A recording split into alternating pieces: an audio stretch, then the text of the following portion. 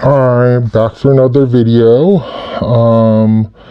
Today I wanted to talk about something that you may know of in terms of, being in jail. I talked about this in a previous video called protective custody, and I think there are probably a lot of questions from folks about what does that actually mean when you are going into protective custody. So, although I explain it kind of how I went through that process, just be aware that protective custody varies a lot by jail or prison facility, whether it's a local jail, a regional jail, or a state facility. How they run protective custody can vary. Sometimes protective custody may just simply mean solitary confinement, as in segregation.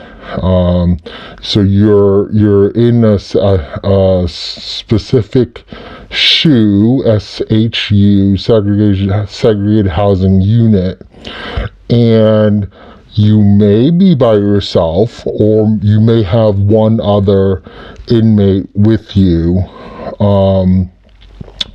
And then there are other types of protective custody units or pods that are like group dormitory housing, where you're with a bunch of people who are also considered for protective custody. So when we say that you want to PC up, that means that you have a reason why you think you should be in protective custody. Now, what a lot of the other prison channels will tell you that when you're in PC, that means you're a rat, you're a snitch. That's the reason why you're in protective custody away from general population. But that's actually not true. There are a lot of reasons why people may be in a protective custody unit. That's not because they're an informant. I'll give you a couple of reasons. One thing, if you're fearful for your own physical safety because of, say, you are a law enforcement officer who's just been indicted and you're being jailed for that, you are in a particular identity that, yes, you probably would face imminent physical harm from other inmates. Or if you believe that because you're gay or trans, and that would also make you a target, that's still something that is considered when they're trying to figure out, when they're classing you on which unit or which part of the facility you should be in. And then there are also some people who have very significant medical issues that would probably do better in a protective custody unit than to be in general population. I think there's also for the administration, they may also place people in there because they don't want the bad media in case a particular vulnerable inmate does get injured or hurt by other inmates. And one of my personal experience, one person who people kind of like was just like, why is this guy in jail and not released on bond? There was like, he was like 82 years old. He was very, very old. He can only walk around with a cane. From what the rumor was, his charges was that he had physically assaulted I think an elderly woman. He himself was, pretty old. So, and for that reason, the judge denied him from being released on zero cognizance. So this guy came into the unit really needing a lot of help. He ended up getting a bottom bunk even though he didn't get a bottom bunk note for it, because people were just like, you can't expect this man to climb on the top bunk. So so that gives you kind of an idea of a broad mixture of people.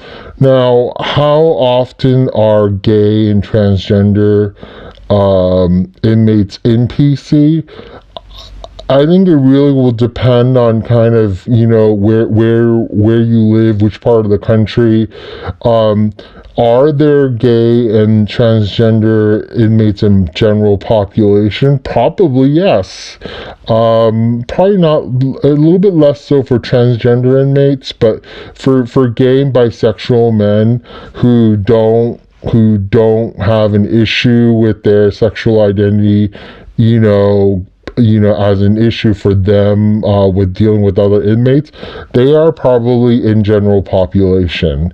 And the difference with general population versus PC is also that in PC, your access to the facilities services are much more limited. You have much less access to educational services, to rec time, to chapel services.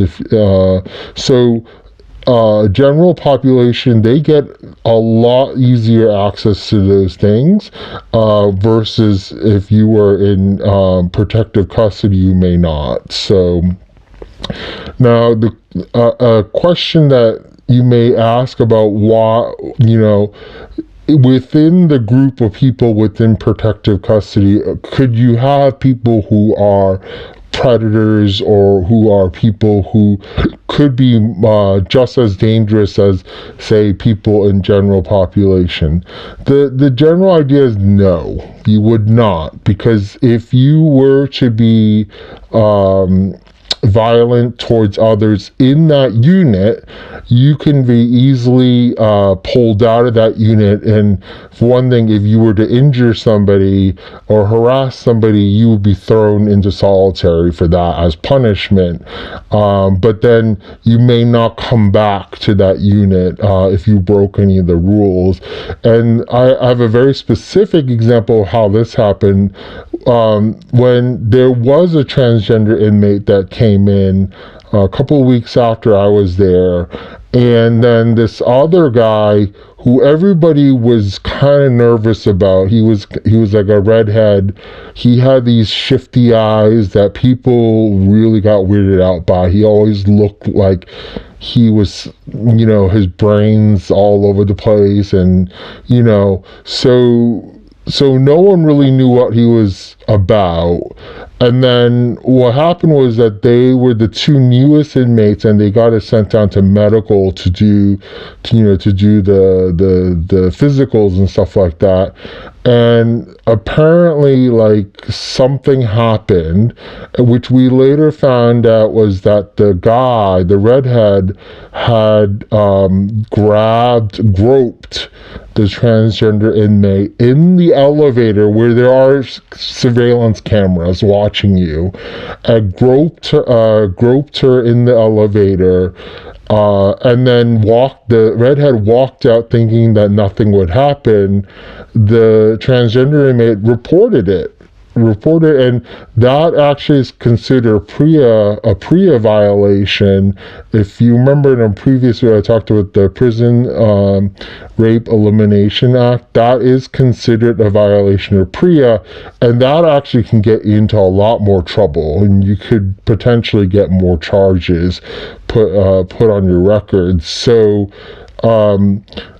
when the redhead came back first to the unit with 5 of the guards, who made him clean out his locker, put it all in his duffel, and then escorted him out. And then maybe 2 hours later, the transgender inmate came back. Now, obviously, we're hearing this from the transgender inmate, like what went on, but it all kind of made sense. Like, no one really questioned the fact that that guy was creepy as hell. And it just goes to show you that, like, even if you have somebody who gets into the unit, if you don't follow the rules, then you're going to get booted out, and you're going to either be left in solitary for your entire time because you're considered too dangerous, or you're just going to go back in general population. And just to add on to the story about the redhead, it turned out that guy actually was in another county facility, and he was transferred to to this particular facility because he had broken so many rules in his previous one. So it makes a lot of sense. Now, I will probably talk more about kind of the odd people in a protective custody unit in a future video, but I just want to at least kind of give you an idea of, if you are ever in a situation on, do you want to go into a protective custody unit versus not? And there is no penalty for you to seek being in a protective custody unit. If you're denied, you're denied, but if you get it, that may be better for you. To say that you're fearful because you are gay or bisexual or transgender, and that would be the reason why you'd be targeted, is still something that people say very often, to the people who are assessing you on why you should be in a PC unit. So I would not shy away from being honest with whoever is the counselor to that. Definitely, it is meant to be a safer place for you to be while you're doing your time in jail, while you're awaiting, your court case and stuff like that. So it's always good to know more info than not. All right.